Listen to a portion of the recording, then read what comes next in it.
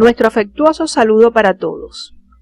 La hipertensión arterial es un factor de riesgo mayor para la enfermedad cardiovascular y presenta una incidencia alta en nuestro medio. Los pacientes con elevación crónica de la presión arterial sufren daño principalmente en el corazón, el cerebro, el riñón y la retina, por lo cual la comprensión de los mecanismos que intervienen en su regulación resulta muy importante para realizar labores de promoción y prevención de salud, encaminadas a mejorar la calidad de vida de los miembros de sus comunidades. Los mecanismos reguladores de la presión arterial, el gasto cardíaco y el retorno venoso, así como los relacionados con las características particulares de la circulación pulmonar, coronaria y cerebral, se abordarán en esta actividad orientadora.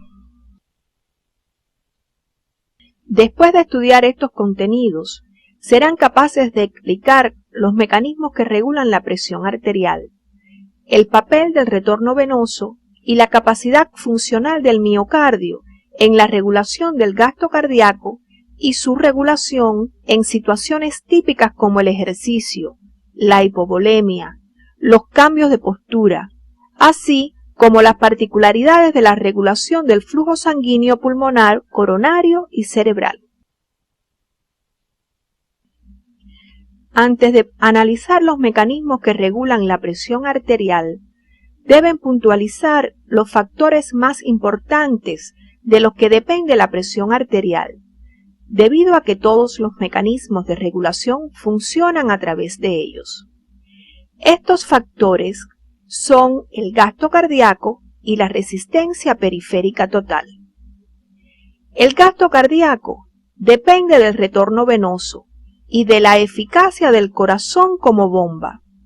Esta última depende a su vez del predominio del sistema nervioso simpático o parasimpático, cuyos efectos estudiamos en la regulación de la función cardíaca. Uno de los factores que afecta el retorno venoso es la presión sistémica media de llenado. Esta, como concepto, es una medida de la tendencia de la sangre a circular de los vasos periféricos al corazón y una medida del grado de represión del sistema vascular. Por tanto, entre los factores que la afectan se encuentran la volemia, la adaptabilidad y el tono simpático de los vasos. El otro factor que modifica el retorno venoso es el grado de constricción de los vasos que afecta su resistencia. Si ésta aumenta, disminuye el retorno. La resistencia periférica total depende de los fenómenos de autorregulación local y el tono simpático de los vasos. A continuación, orientaremos los principales mecanismos de regulación, de los cuales muchos de ellos fueron abordados en la actividad anterior, como parte de los mecanismos reguladores de la circulación. Los mecanismos reguladores de la presión arterial actúan de manera integrada ante desviaciones de la misma. No obstante, desde el punto de vista didáctico, se clasifican en los de acción rápida y a largo plazo. Los primeros actúan de forma inmediata ante una desviación de la presión arterial. Dentro de este grupo, analizaremos los mecanismos nerviosos, los humorales y los intrínsecos. Dentro de los mecanismos a largo plazo, analizaremos el importante papel del sistema volumen líquido riñón, muy eficaz en dicha regulación. Los mecanismos nerviosos presentan gran importancia en la regulación rápida de la presión arterial.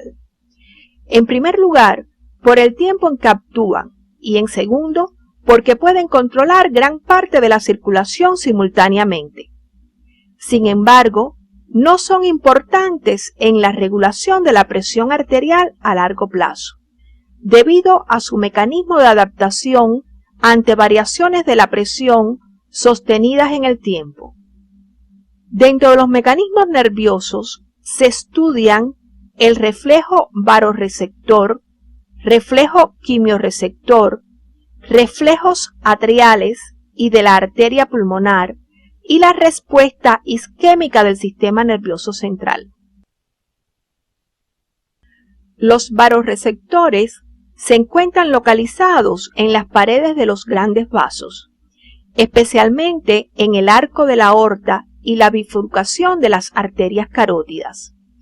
Como su nombre lo indica, son receptores que se excitan cuando aumenta la presión, envían información al centro vasomotor y la respuesta motora a través de las divisiones del sistema nervioso autónomo, produciendo efectos sobre el corazón y los vasos sanguíneos. A continuación, puntualizaremos la actuación del mecanismo varoreceptor ante variaciones de la presión arterial, ya que el mismo fue abordado como mecanismo regulador de la circulación. Si aumenta la presión arterial, se excitan los varoreceptores. Estos envían señales al centro vasomotor, produciéndose inhibición simpática y excitación vagal. Ambos producen sobre el corazón disminución de la frecuencia cardíaca y fuerza de contracción. Por su parte, la inhibición simpática produce vasodilatación con disminución de la resistencia periférica total. Ambos factores disminuyen la presión arterial. Ahora, ¿qué importancia tiene este mecanismo en los cambios de postura? Cuando la presión arterial disminuye, como sucede cuando una persona se pone de pie, disminuye el ritmo de descarga de los varoreceptores y con ello los estímulos enviados al centro vasomotor. En consecuencia, se produce excitación simpática e inhibición vagal, que sobre el corazón producen aumento de la frecuencia y fuerza de contracción. Por su parte, el estímulo simpático sobre los vasos aumenta la resistencia periférica total.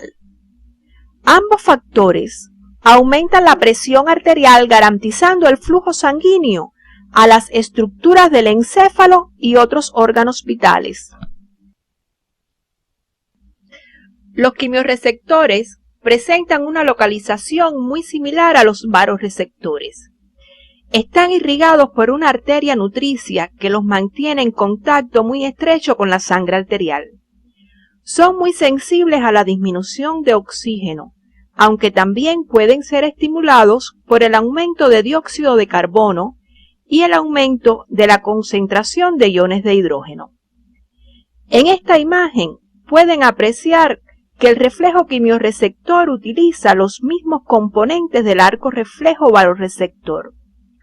A la derecha se representa la actuación de este mecanismo. Observen que la disminución de la presión arterial origina falta de riego sanguíneo con hipoxia en los quimiorreceptores, los cuales se excitan y envían señales al centro vasomotor, que desencadena una excitación simpática, produciéndose vasoconstricción con aumento de la resistencia periférica total. Además, aumenta la frecuencia cardíaca y fuerza de contracción, con aumento del gasto cardíaco. Estos dos factores, el aumento de la resistencia y el aumento del gasto cardíaco, aumentan la presión arterial. Este mecanismo solo se pone de manifiesto cuando la presión arterial media desciende a valores de 80 milímetros de mercurio. Tanto en los atrios como en las arterias pulmonares existen receptores de distensión denominados receptores de baja presión. Estos desempeñan un importante papel para minimizar las alteraciones de la presión arterial en respuesta a los incrementos del volumen sanguíneo. Si el volumen sanguíneo aumenta, ocurre distensión de los atrios, con lo cual se produce aumento de eliminación de orina por el riñón. A su vez, se incrementa la liberación de péptido natriurético atrial y disminuye la secreción de hormona antidiurética por el hipotálamo. Ambos factores contribuyen al aumento de la diuresis. También la distensión de los atrios incrementa la frecuencia cardíaca. Recuerden que en el atrio derecho se encuentra el nodo sinoatrial, que constituye el marcapaso cardíaco. La mayor parte del control nervioso de la presión arterial se lleva a cabo por los reflejos estudiados. Sin embargo, cuando la presión arterial disminuye a valores entre 15 y 20 milímetros de mercurio, se compromete el riego sanguíneo del centro vasomotor, con lo cual se produce una respuesta vasoconstrictora generalizada que se denomina respuesta isquémica del sistema nervioso central. Esta garantiza un aumento de la presión arterial cuando la misma desciende a valores letales. A continuación, analizaremos los mecanismos humorales, los cuales actúan en un tiempo relativamente corto. Existen varios mecanismos humorales que participan en la regulación de la presión arterial. No obstante, por su importancia, orientaremos el de la renina-angiotensina. Los demás deben estudiarlos en su bibliografía siguiendo las orientaciones del CD. La renina es una proteína con carácter enzimático, producida en el riñón, que actúa sobre una proteína plasmática denominada sustrato de renina y la convierte en angiotensina 1, la cual rápidamente se convierte en angiotensina 2 al pasar por los capilares pulmonares en presencia de una enzima convertidora. La angiotensina 2 persiste poco tiempo en sangre, siendo inactivada por la angiotensinasa. Durante su permanencia en sangre, la angiotensina 2 ejerce dos efectos: vasoconstricción y, en consecuencia, aumento de la presión arterial, y en un plazo más prolongado, retención de sodio y agua por los túbulos renales. En la presentación pueden observar que cuando la presión arterial disminuye, se produce renina. Esta participa en la formación de angiotensina 2, que produce vasoconstricción con aumento de la resistencia periférica total y aumento de la presión arterial. Más lentamente, la angiotensina 2 favorece la retención de sodio y agua en el riñón, con lo cual aumenta el volumen sanguíneo, la presión sistémica media de llenado y la presión arterial. Deben analizar en su estudio independiente cómo actúa este mecanismo si la presión arterial aumenta. Otros de los mecanismos de acción rápida son los intrínsecos. Los mecanismos intrínsecos actúan en un periodo de tiempo más prolongado que los nerviosos y son el desplazamiento líquido capilar y el mecanismo de relajación vascular de Alarman, que han sido abordados en actividades anteriores. Deben profundizar en su estudio siguiendo las orientaciones del CD. A continuación, abordaremos el mecanismo volumen líquido renal como mecanismo de regulación de la presión arterial a largo plazo. En la figura se muestra el efecto de la presión arterial sobre la eliminación de orina. Observen que a valores menores de 60 milímetros de mercurio, la eliminación es nula. Ahora, si aumenta la presión arterial, aumenta la eliminación urinaria como mecanismo compensador.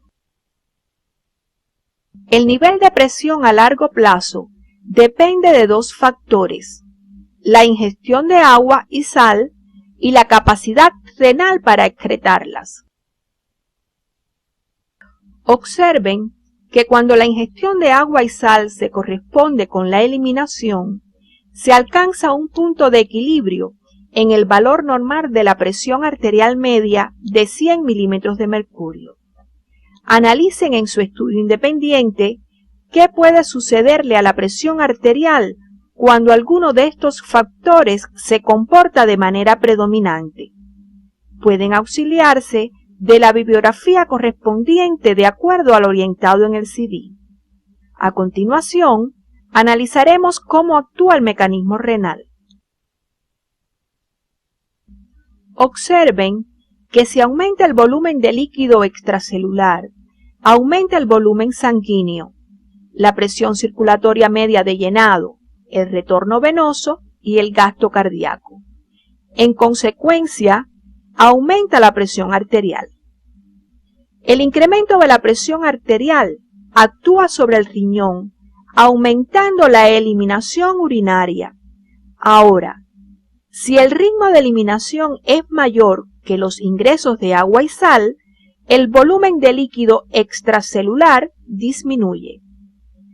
Analicen, siguiendo este orden, por qué la presión arterial disminuye. Este mecanismo se potencia por otros, como el mecanismo renina-angiotensina-aldosterona ya estudiado. Recuerden que los mecanismos de regulación de la presión arterial no actúan de forma independiente, sino de forma integrada. Les será de gran utilidad analizar otras situaciones, como es el caso de las hemorragias, considerando todos los mecanismos orientados, tratando de explicar desde el punto de vista funcional las manifestaciones producidas durante la compensación de la presión arterial. Existen dos métodos indirectos para medir la presión arterial. El método auscultatorio, que es el más utilizado, y el palpatorio. Cuando se mide la presión por el método auscultatorio en un adulto normal, la misma presenta un valor sistólico de 120 milímetros de mercurio y uno diastólico de 80 milímetros de mercurio. Deben profundizar en su estudio independiente siguiendo las orientaciones del CD.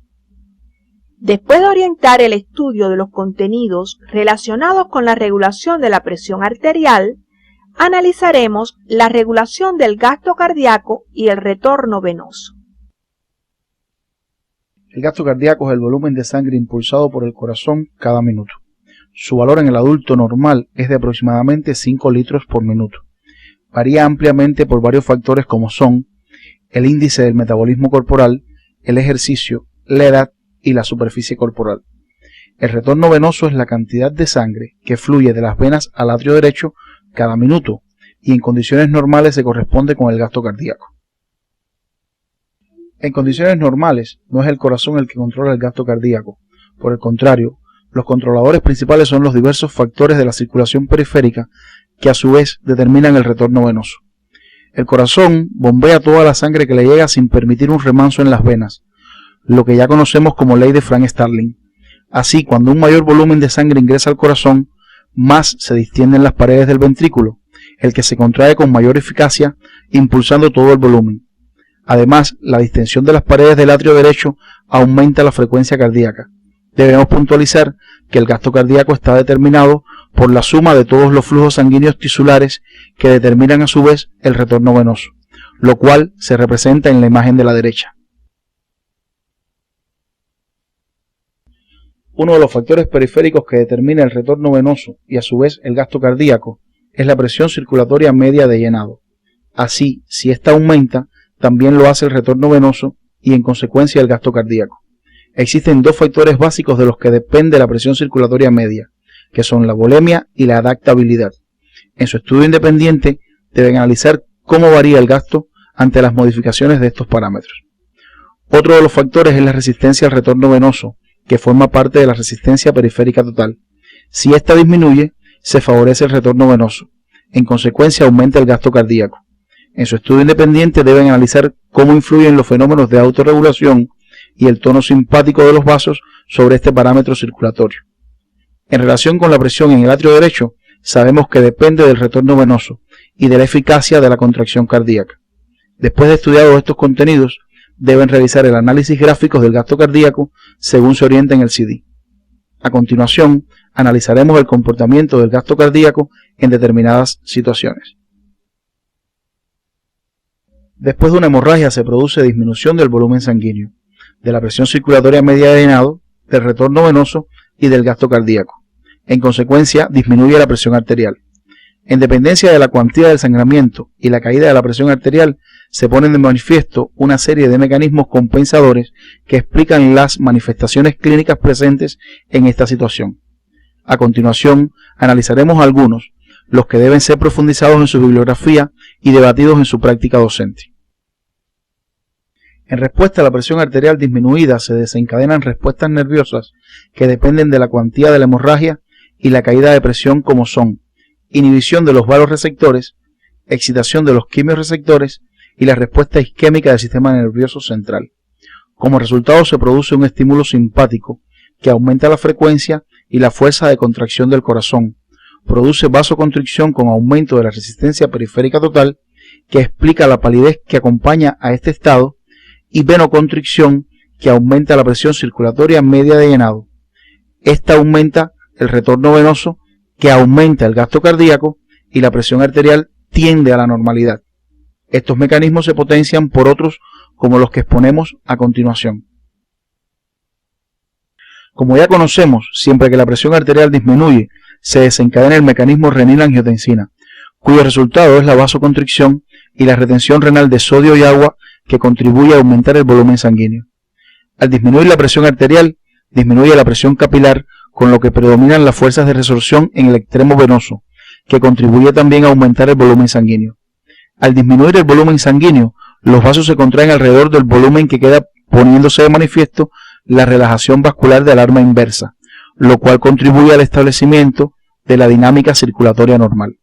Por último, actúa el mecanismo renal, donde producto de la vasoconstricción y de los efectos de la angiotensina 2, reduce la eliminación urinaria, contribuyendo a aumentar el volumen sanguíneo. En su estudio independiente, deben integrar estos mecanismos, así como el análisis gráfico, siguiendo las orientaciones del CD. El ejercicio muy intenso es la situación más estresante que afronta el sistema circulatorio normal, lo cual es motivado por dos razones. En primer lugar, porque el flujo sanguíneo a los músculos debe aumentar en proporción al aumento del metabolismo, y en segundo, por la gran masa muscular que compone el organismo humano. Sin embargo, la práctica de ejercicio físico sistemático y planificado influye de forma positiva en todos los sistemas del organismo. El aumento del gasto cardíaco en el ejercicio depende de dos causas fundamentales: el aumento del metabolismo y la estimulación del sistema nervioso simpático. La primera produce vasodilatación por autorregulación local, con la consiguiente disminución de la resistencia periférica total, con lo cual aumenta el retorno venoso, el gasto cardíaco y la presión arterial.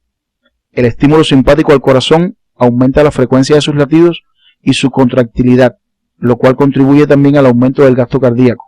Por su parte, el estímulo simpático a los vasos musculares produce vasodilatación y a las venas disminución de su adaptabilidad, con aumento de la presión circulatoria media de llenado, aumento del retorno venoso y el gasto cardíaco.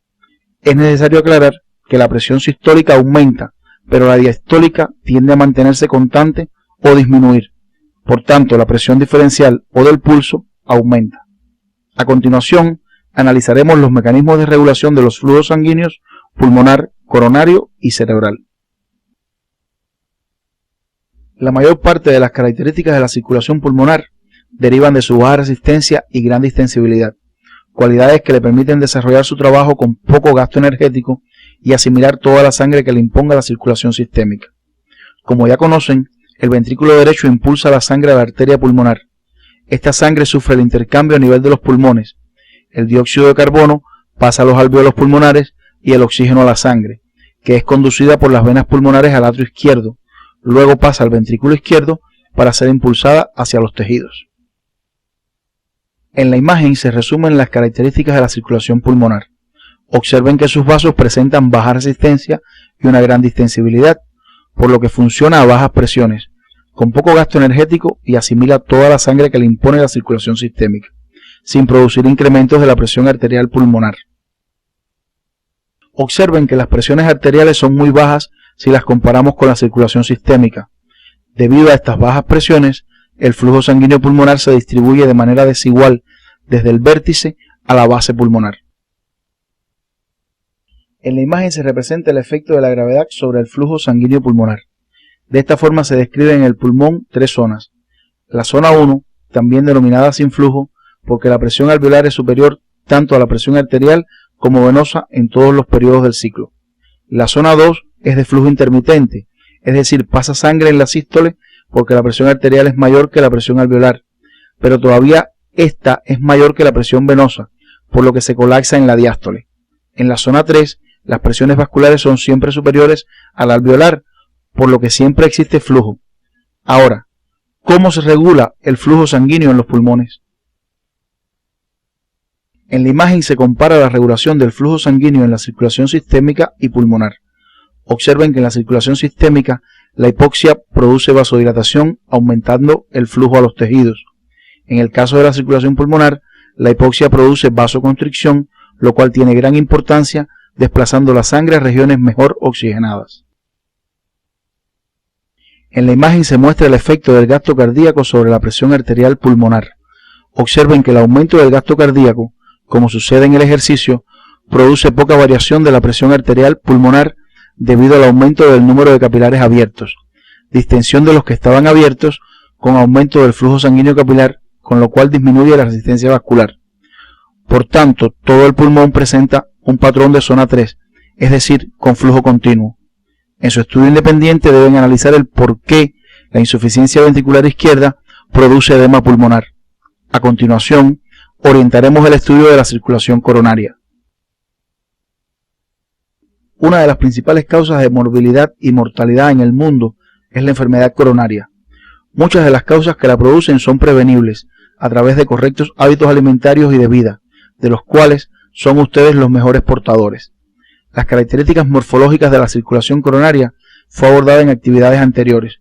Por eso nos limitaremos a orientar algunos aspectos relacionados con la regulación del riego sanguíneo coronario.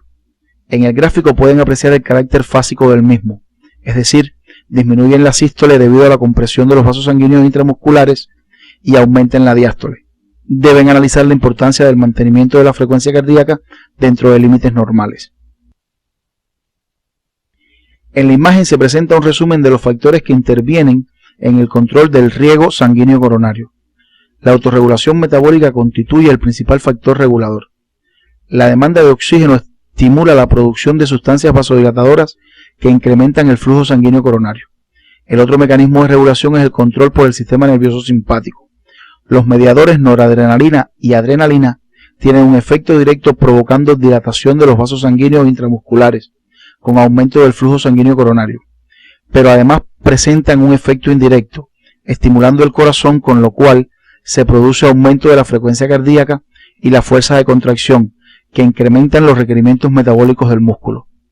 Deben profundizar en su estudio independiente, siguiendo las orientaciones del CD, analizando el efecto de la estimulación parasimpática sobre el flujo sanguíneo coronario. A continuación, orientaremos el estudio de la circulación cerebral. El cerebro es un órgano de importancia vital que presenta una desventaja posicional frente a la gravedad y gran susceptibilidad a la hipoxia, por lo cual los mecanismos de regulación del flujo presentan notable eficacia. El principal mecanismo es la autorregulación local del flujo, donde el exceso de dióxido de carbono o de hidrogeniones y la hipoxia producen vasodilatación con aumento del riego sanguíneo cerebral. Otro mecanismo que participa es el control por el sistema nervioso simpático, pero es poco importante en relación con el anteriormente mencionado. Después de orientar el estudio de la regulación de las funciones circulatorias, arribamos a las siguientes conclusiones. Los mecanismos reguladores de la presión arterial modifican el gasto cardíaco o la resistencia periférica total y actúan de manera integrada para evitar desviaciones de su valor normal, lo cual garantiza un flujo sanguíneo tisular adecuado. El gasto cardíaco es el factor más importante a considerar en relación con la circulación. Depende del retorno venoso y de los fenómenos de regulación en los tejidos. Por su parte, el corazón desempeña un papel permisivo en la regulación del mismo. La regulación del riego sanguíneo coronario y cerebral depende fundamentalmente de los fenómenos de autorregulación local del flujo sanguíneo. La circulación pulmonar se caracteriza por presentar baja resistencia vascular y gran distensibilidad, por lo que realiza sus funciones con bajo gasto energético y difiere de la circulación sistémica tanto por sus características morfológicas como por su función básica. Las manifestaciones que se producen en el ejercicio físico, en los cambios de la volemia y de la postura, son expresiones de los mecanismos reguladores de las funciones circulatorias. En el día de hoy concluimos las orientaciones para el estudio del sistema cardiovascular. Las afecciones de este sistema constituyen una de las primeras causas de morbilidad y mortalidad en el mundo. De ahí la importancia de la comprensión de las características morfofuncionales de las estructuras que lo componen y de las labores de promoción de salud y prevención de enfermedades. También, en la práctica médica son motivo frecuente de consultas las afecciones del sistema respiratorio, como el asma bronquial y el síndrome de dificultad respiratoria del recién nacido, cuyas causas, en muchas ocasiones, son prevenibles a través de la acción educativa de la cual ustedes son protagonistas. En la próxima actividad comenzaremos la orientación de las características morfofuncionales del sistema respiratorio.